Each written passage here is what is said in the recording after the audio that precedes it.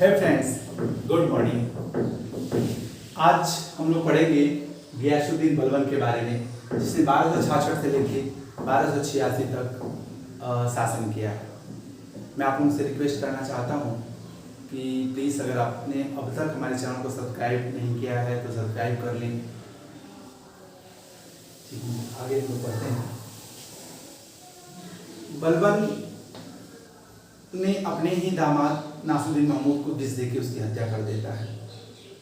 आप देखेंगे कि मैंने बताया था कि राजा का कोई सगा संबंधी नहीं होता और वो सत्ता प्राप्त करने के लिए किसी भी हद तक गुजर सकता है। इसका जीता जाता उदाहरण गियासुद्दीन बलबन था। 1249 में जब उसने अपनी पुत्री का विवाह नासिरुद्दीन महमूद तत्कालीन सुल्तान से करता है, तो उस समय नासिरुद्दीन महमूद ने उसको उल्लू खां की उपाधि दी और नायब ममलिकत के पद से सम्मानित करता है। इसके बाद जब गियासुद्दीन जब ये 1266 में स्वयं सुल्तान बनता है तो गियासुद्दीन की पदवी धारण करता है। 20 वर्ष वह वजीर या नायब ममलिकत के रूप में और 20 वर्ष वह सुल्तान के रूप में शासन करता है। 1246 से लेकर 1266 तक जब नासिरुद्दीन महमूद सुल्तान रहता है, उस समय भी लगभग शासन प्रशासन में सर्वे सर्वा गियासुद्दीन बलबन ही रहता है और 1266 में स्वयं सुल्तान बन जाता है। 1266 से 1286 तक अपनी मृत्यु के समय तक वो सुल्तान रहता है। इसने रक्त और लौह की नीति अपनाई। रक्त और लौह की नीति की आवश्यकता उसको पड़ी। रक्त अर्थात वंश परंपरा में वो अपने आप को फिरदौसी के शाहनामा में वर्णित अफरासियाब वंश से जोड़ता है कि वो बहुत उच्च कुल का है और उच्च कुल के ही लोगों को संरक्षण देता है। और लौह की नीति का अर्थ का आशय यह है कि वो बलपूर्वक या तलवार के बल पे अपनी बातें मनवाने का प्रयास करता है लोगों से। बलबन जब दिल्ली की गद्दी पे बैठता है तो उसके सम्मुख कई समस्याएं आती हैं, जैसे कि प्रशासनिक अव्यवस्था थी।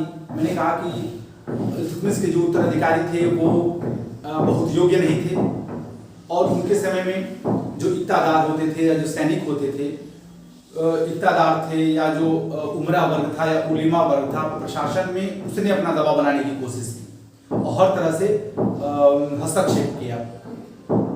मैंने कहा कि 1236 से लेकर 1246 के मध्य आप देखेंगे कैसे 4-5 सुल्तानों की हत्या होती है।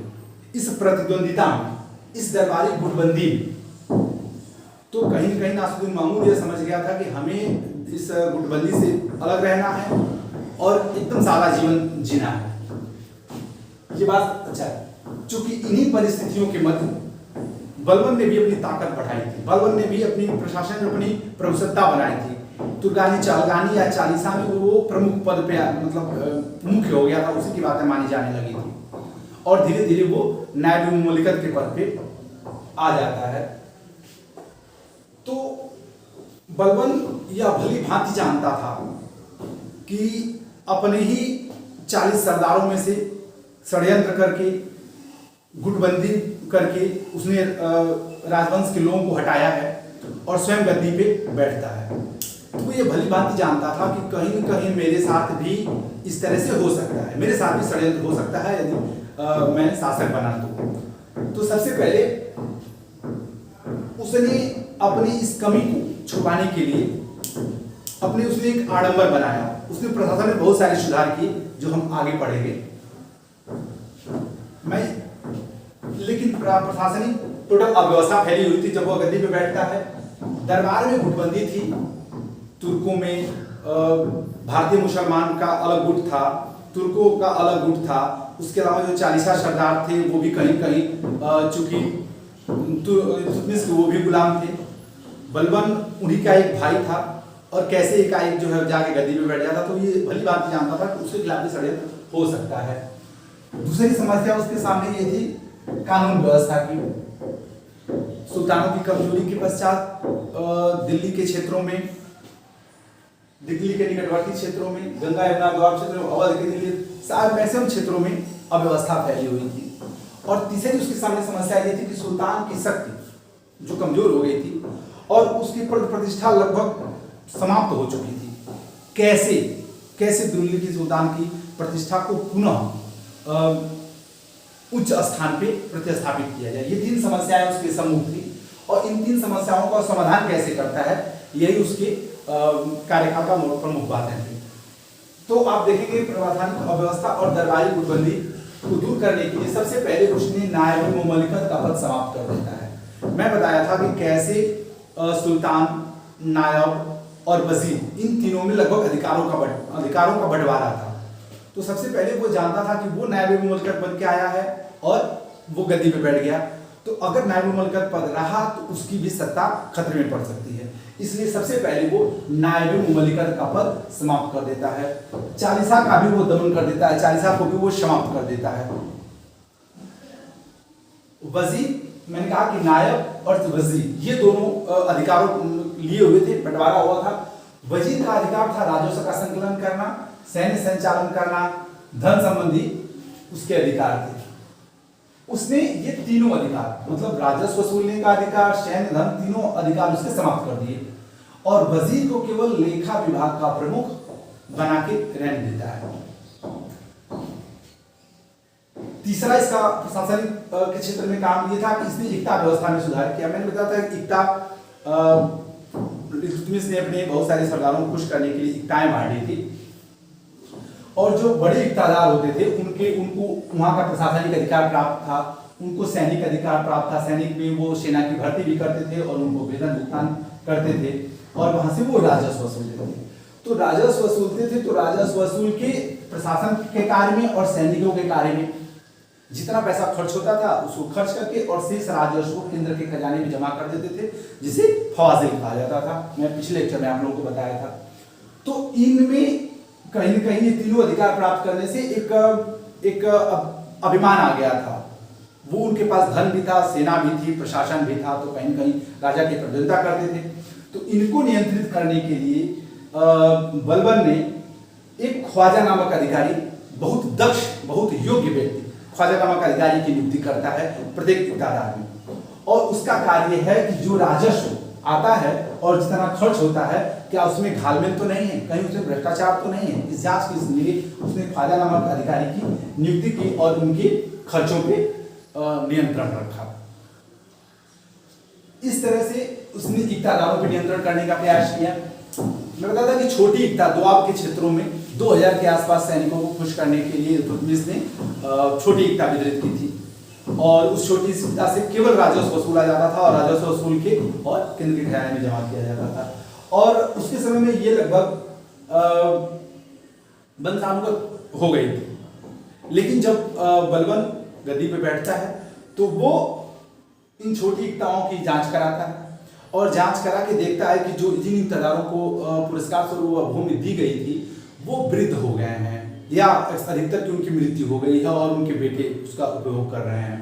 तो वो सारे को दिल्ली में मिला लेता है, सारे को खालसा भूमि अपने क्षेत्र में ले लेता है और जो सैनिक जिंदा थे उनको 30 टन का प्रति वार्षिक पेंशन देके उनकी भूमि अपने में सम्मिलित कर लेता है। लेकिन इसके खिलाफ काफी मतलब अब असंतोष फैलने लगता है। तो उसका एक दिल्ली का कोतवाल था मलिक फखरुद्दीन, उसके कहने पे उसने सलाह पे पुनः उनको वो इक्ताएं वापस कर देता है बलबन। चौथी प्रशासन के क्षेत्र में सबसे बड़ा काम उसका ये था कि गुप्तचर व्यवस्था की उसने स्थापना की। वलीद मुमालिक उसका हेड होता था गुप्तचरों का और राजवंश के सदस्यों का, इक्तादारों का, प्रांतीय अधिकारियों जो थे उनका, सैनिक, कर्मचारी एवं प्रजा, हर जगह गुप्तचर फैले हुए थे और हर तरह की सूचना वो अपने शासक को देते थे। और गुप्तचरों की नियुक्ति के लिए ईमानदार होना बहुत जरूरी था। जो भी गुप्तचर बने उसकी योग्यता होती थी कि वो ईमानदार होना चाहिए और उत्तम कुल में उत्पन्न होना चाहिए, उत्तम उसका वंश होना चाहिए और उत्तम चरित्र होना चाहिए, तभी कोई गुप्तचर बन सकता था। क्योंकि वो अगर स्वयं भ्रष्टाचारी होगा, वो स्वयं इक्तादार से मिला होगा, सैनिकों से मिला होगा, तो वो सही सूचना कहीं न कहीं शासक को नहीं देगा। ये बलबन भली भांति जानता था और वो जानता था कि अपने आप को सुरक्षित रखने के लिए कहीं कहीं हमको सारी सूचनाएं, सारी घट रही घटनाएं उसको पता चलनी चाहिए। इसीलिए उसने गुप्तचर व्यवस्था पे बहुत ज्यादा बल दिया है। उसका 5वां प्रशासन के क्षेत्र में सबसे बड़ा काम यह था कि दीवाने अर्ज या दीवाने आरिज की स्थापना करता है सैन्य विभाग। वो चाहता था कि अपने ताकत को स्थापित करने के लिए हमें गुप्तचर चाहिए, हमें सेना चाहिए, जो हमारे प्रतिद्वंदी हैं उनको हटाना है कोई न कोई रास्ता ढूंढ के।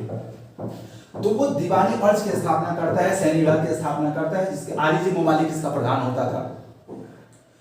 और सैन्य भर्ती अनुभवी अधिकारियों द्वारा कराने लगता है, सेना में वृद्धि कर देता है, सेना की वेतन वृद्धि कर देता है, जिससे उनका खर्च कम न पड़े और वो आराम से अपना जीवन जी सके और कहीं भी शासक के खिलाफ विद्रोह की भावना उनके मन में न आए।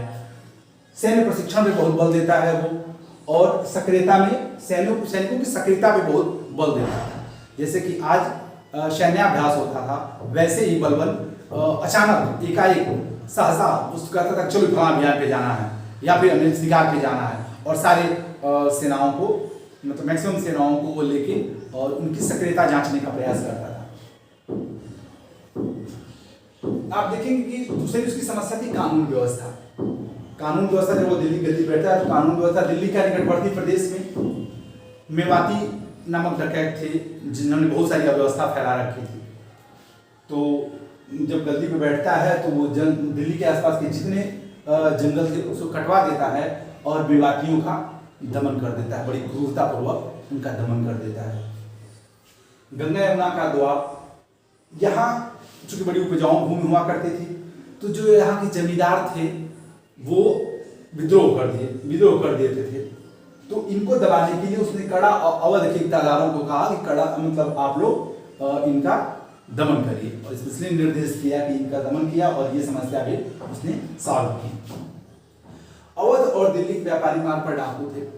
अवध से जो सामान दिल्ली जा रहा था, मैंने बताया था कि कैसे लूट लेते थे, और तो इनको नष्ट करने के लिए बलबन स्वयं आगे आता है और आंतरिक शांति अफगानी सैनिकों की नियुक्ति करता है। जब वो नायब मलिकत के पद पे था तो उत्तर पश्चिम क्षेत्र में तो अफगानियों की ईमानदारी से बहुत प्रभावित था।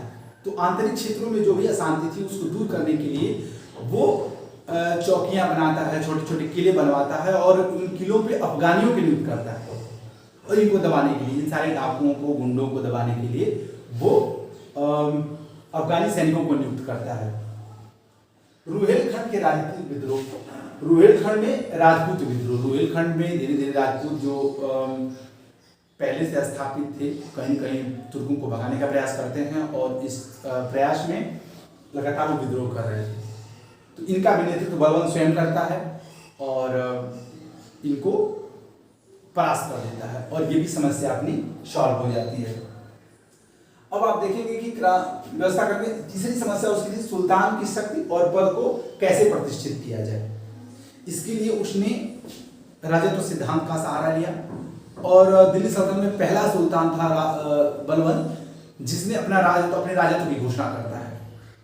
और ये बहुत ही महत्वपूर्ण प्रश्न है, इसको हम लोग डिटेल में अगले लेक्चर में पढ़ेंगे।